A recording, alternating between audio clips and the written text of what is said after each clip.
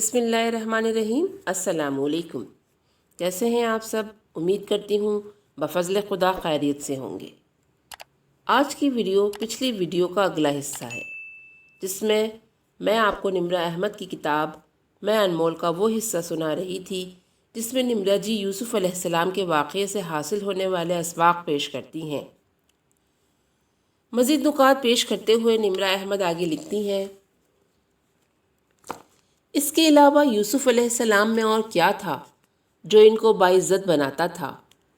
اللہ تعالیٰ نے آگے بیان کیا ہے کہ اس نے یوسف علیہ السلام کو مصر میں آباد کیا، اس کو تاویل الاحادیث کا علم سکھایا، اس کو علم اور حکمت عطا کی۔ تاویل الاحادیث سے مراد ہے باتوں کی گہرائی میں جا کے ان کے معنی ڈھونڈنے کا علم، جیسے خواب کی تعبیر۔ خواب میں عموماً علامتیں نظر آتی ہیں، کیا چیز کس واقعے کی طرف اشارہ کرتی ہے یہ سمجھنا ہر کسی کے بس کی بات نہیں۔ اللہ تعالیٰ نے یہ علم یوسف علیہ السلام کو عطا کیا، اور آگے اللہ تعالیٰ فرماتا ہے، اسی طرح ہم اجر دیتے ہیں احسان کرنے والوں کو۔ یعنی یوسف علیہ السلام کو یہ سب ملنا ایسے نہ تھا کہ ایک انسان کو اللہ تعالیٰ نے بس منتخب کر لیا ہے اور اس کو یہ سب بونس کے طور پر مل رہا ہے۔ یہ یوسف کا اجر تھا۔ کس چیز کا اجر؟ ابھی تک یوسف علیہ السلام کی کسی ایسے واقعے کا ذکر نہیں ہوا جس میں انہوں نے کوئی بہت بڑا کام کیا ہو۔ وہ تو ایک غلام بنا لیے گئے تھے اور ایک پرائے ملک میں تھے۔ میں نے یہ آیات بار بار پڑھیں کہ ان میں یوسف علیہ السلام نے ایسا کیا احسان کیا ہے جس کے باعث اللہ تعالیٰ نے ان کو اتنا اجر دیا۔ اللہ نے یوسف کو احسان کرنے والا کیوں کہا؟ احسان ہوتا کیا ہے؟ کسی کو اس کے حق سے بڑھ کے کچھ دینا، کسی کام کو اتنے اچھے سے کرنا جتنا آپ کا فرض نہ تھا، یعنی پرفیکشن اور ایکسلنس کے لیول پہ کام کرنا۔ یوسف نے کیا کیا تھا ایسا؟ میں نے کئی دفعہ یہ آیات پڑھیں اور مجھے یہی سمجھ آیا کہ یہ پوری صورت سمجھنا بھی تاویل الاحادیث کو سمجھنے جیسا ہے۔ علامتوں اور چھپی باتوں کا اس میں لنک ہے، جیسے یوسف علیہ السلام کا کرتا۔ ایک کرتا وہ تھا جس پہ خون لگا کے ان کے بھائی اپنے باپ کے پاس لائے۔ وہ کرتا ان کے بھائیوں کی بے گناہی کا ثبوت تھا، اور اس کرتے نے ان کے باپ کو غمناک کر دیا، حالانکہ باپ کو سچ معلوم ہو گیا تھا کہ یہ خون جھوٹا ہے۔ ایک کرتا وہ تھا جو عزیز مصر کی بیوی نے جب یوسف کو مائل کرنا چاہا، وہ کمرے سے باہر کو لپکے تو وہ کرتا اس عورت سے پھٹ گیا۔ اس کرتے کو پیچھے سے پھٹے دیکھ کے عزیز کو سمجھ آ گیا کہ یوسف سچا ہے، لیکن پھر بھی یوسف کو قید میں ڈلوا دیا گیا۔ وہ کرتا سچائی ثابت کرنے کے باوجود بھی یوسف کو بچا نہیں سکا۔ ایک تیسرا کرتا وہ تھا جو یوسف نے اپنے بھائیوں کے ہاتھ اپنے باپ کو بھیجا۔ اس کرتے نے بھی سچ بتا دیا۔ اس کرتے نے باپ کی بینائی واپس کر دی۔ کرتے کا موضوع بہت لمبا اور دلچسپ ہے، لیکن میرا نقطہ یہ ہے کہ اس صورت میں بعض باتیں کہی نہیں گئیں، لیکن آپ نے انہیں ڈھونڈنا ہے۔ یوسف کے کسی خاص عمل کا ذکر کیے بغیر اللہ تعالیٰ نے کہہ دیا کہ وہ احسان کرنے والے تھے۔ کیوں؟ میں ان آیات کو پڑھتے ہوئے ان اعمال پہ فوکس کر رہی تھی جو یوسف نے کیے۔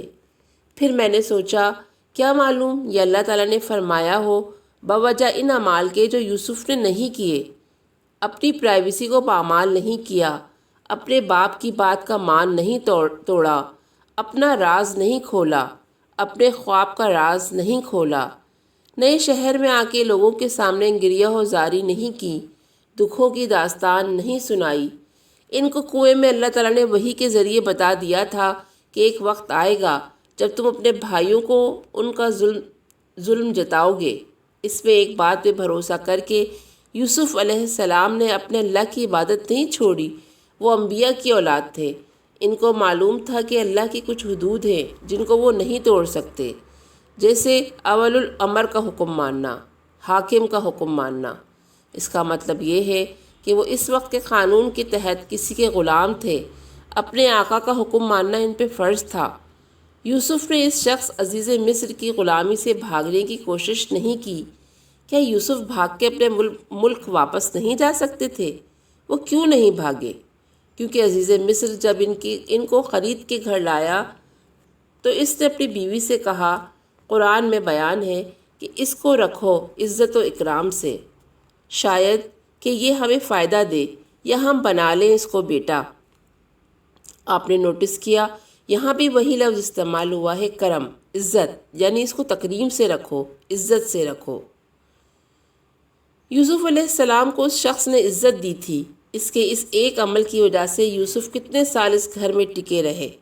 انہوں نے اللہ کے فیصلے کو مانا اور اس ملک میں اپنی جگہ بنانے کی کوشش کی، اپنے مالک کے ساتھ احسان کا سلوک کیا۔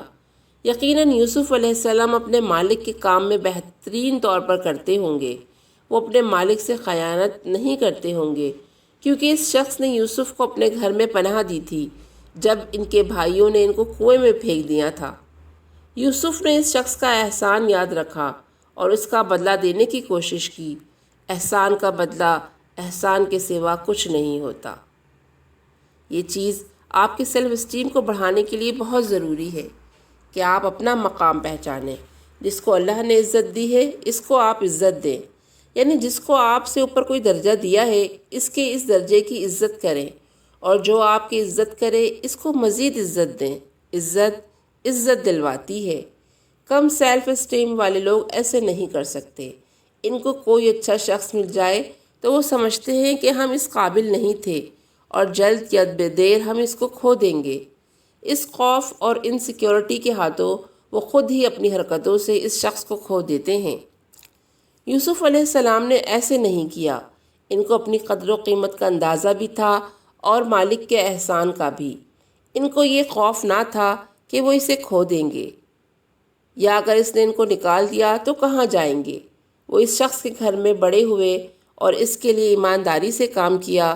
میں نے نوٹس کیا ہے کہ یوسف علیہ السلام نے اپنے مالک سے ایک بہت ہیلدی ریلیشن شپ رکھا ہوا تھا۔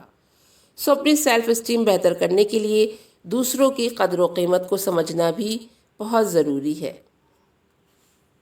یہ سلسلہ بھی جاری ہے۔ مزید اس کے نکات جاننے کے لیے میرے چینل کے ساتھ جڑے رہیے۔ اب مجھے اجازت دیجیے۔ اللہ ہم سب کا حامی و ناصر ہو۔ السلام علیکم۔